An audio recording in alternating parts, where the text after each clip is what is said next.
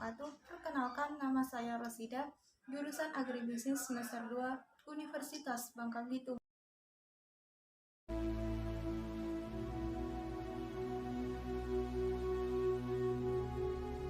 Pengertian hak menurut para ahli. Yang pertama yaitu menurut Profesor Dr. Natanegoro, hak adalah sebuah kuasa untuk menerima atau melakukan sesuatu yang memang semestinya diterima atau dilakukan.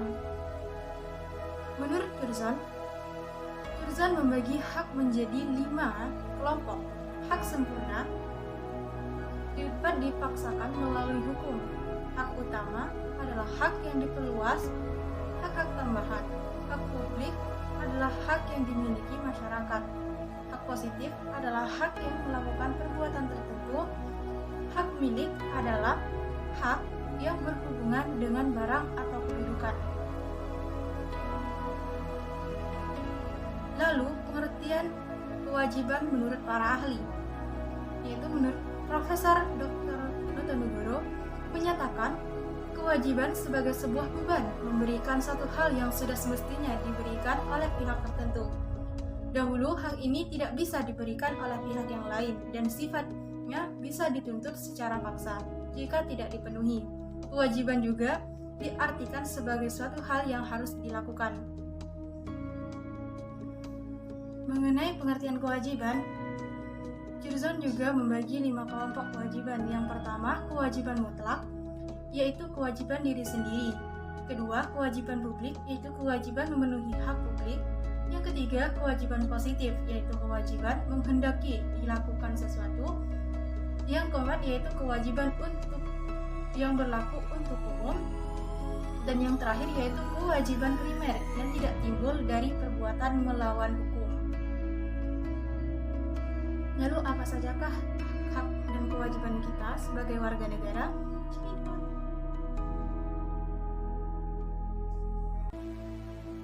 Hak dan kewajiban warga negara. Hak dan kewajiban ibarat dua sisi mata uang yang tidak bisa dipisahkan satu sama lain. Di mana ada hak, di sana pasti ada kewajiban. Keduanya melekat dan mengikat segala tindak tanduk warga negara, baik itu di ruang publik maupun private.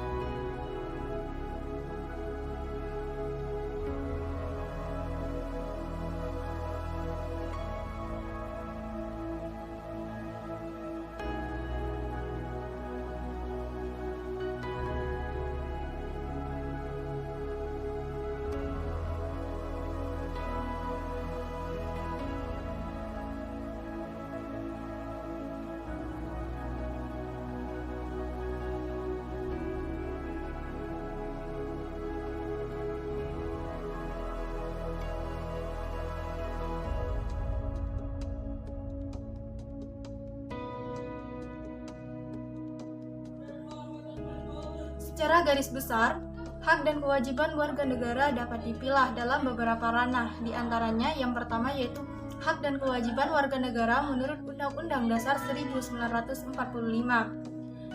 Selain memuat aturan dalam bernegara, Undang-Undang Dasar 1945 juga mengatur hak dan kewajiban warga negara hingga ke tingkat individu. Semua itu mengikat dan tercantum dalam sejumlah pasal dalam Undang-Undang Dasar 1945. Hak dan kewajiban warga negara Indonesia tercantum dalam pasal 25 hingga 35 Undang-Undang Dasar 1945.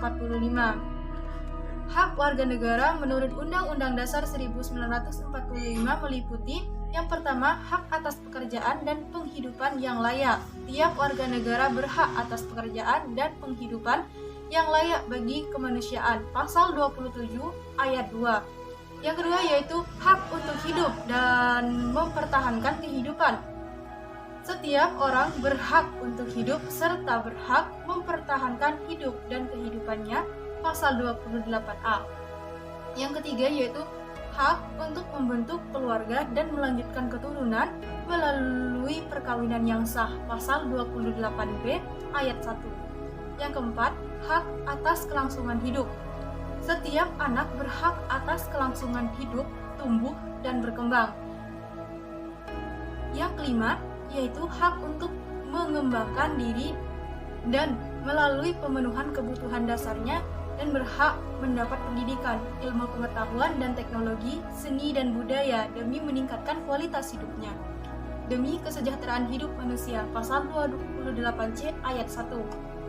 Yang keenam, hak untuk memajukan dirinya dalam memperjuangkan haknya secara kolektif untuk membangun masyarakat, bangsa dan negaranya, pasal 28C ayat 2. Yang ketujuh yaitu hak atas pengakuan, jaminan, perlindungan, dan kepastian hukum yang adil, serta perlakuan yang sama di depan hukum, pasal 28D ayat 2. Yang kedelapan yaitu hak untuk mempunyai milik pribadi, hak untuk hidup, hak untuk tidak disiksa, hak untuk kemerdekaan pikiran dan hak nurani, hak beragama, hak untuk tidak diperbudak, hak untuk diakui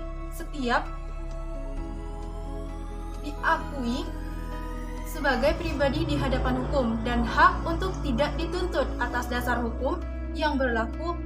Surut adalah hak asasi manusia yang tidak dapat dikurangi dalam keadaan apapun, pasal 28I ayat 1. Lalu, kewajiban warga negara menurut Undang-Undang 1945, salah satunya yaitu wajib menaati hukum dan pemerintah, pasal 28 ayat 1 Undang-Undang 1945 berbunyi, segala warga negara bersamaan kedudukannya di dalam hukum dan pemerintahan dan wajib menjunjung hukum dan pemerintahan itu dengan tidak ada kecualinya. Kedua, hak dan kewajiban warga negara menurut Pancasila. Pancasila adalah dasar negara Indonesia sebagaimana yang disebutkan Soekarno dalam pidatonya di sidang BPUPKI pada tanggal 1 Juni 1945. Karena itu juga mengandung nilai-nilai yang terkait dengan hak dan kewajiban warga negara. Yang sila pertama yaitu ketuhanan yang Maha Esa, yaitu hak memeluk agama. Yang kedua, sila kemanusiaan yang adil dan beradab, hak perlakuan yang adil dan setara baik di hadapan hukum maupun dalam kehidupan keseharian. Yang ketiga, yaitu persatuan Indonesia, hak ikut serta dalam pembelaan negara. Sila keempat, dipimpin kerakyatan yang dipimpin oleh hikmat kebijaksanaan dalam permusyawaratan perwakilan, yaitu hak memperoleh kesempatan yang sama dalam pemerintahan. Yang kelima, yaitu keadilan sosial bagi seluruh rakyat Indonesia, hak mendapatkan jaminan sosial. Lalu, bagaimanakah kondisi hak dan kewajiban di Indonesia sekarang ini? Seperti halnya pemerintah, mereka mendapatkan hak mereka, yaitu fasilitas dari negara. Lalu, mereka melupakan kewajiban mereka terhadap rakyat. Contoh yang kedua yaitu mengenai pelajar atau mahasiswa. Mereka mendapatkan hak mereka, pengajaran dari seorang guru ataupun dosen, ataupun mereka lupa akan tata krama terhadap orang yang telah memberikan materi atau ilmu terhadap kita. Lalu, apa yang harus kita lakukan untuk menyeimbangkan hak dan kewajiban kita sebagai warga negara? Lalu, apakah yang harus kita lakukan untuk menyeimbangkan hak dan kewajiban? Yang pertama, saya sebagai mahasiswa berusaha untuk mengimplementasikan apa yang telah diberikan oleh dosen kepada saya. Itu merupakan bentuk kewajiban saya atas ilmu yang mereka berikan. Ilmu yang mereka berikan adalah amanah untuk saya untuk disampaikan disampaikan atau diteruskan, sehingga menjadi bermanfaat bagi diri sendiri, agama, nusa, dan bangsa. Hak dan kewajiban tak hanya berbicara tentang warga negara, kita sebagai anak memiliki hak dan kewajiban juga terhadap kedua orang tua kita. Hak kita yaitu disayangi. Lalu kewajiban kita menghormati, sama halnya kita terhadap dosen.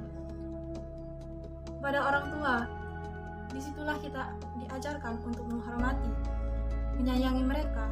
Tanggung jawab kita sebagai mahasiswa yang telah dibiayai oleh orang tua hingga mampu menciptakan atau membanggakan kedua orang tua kita, itu adalah kewajiban kita, membuat mereka bangga.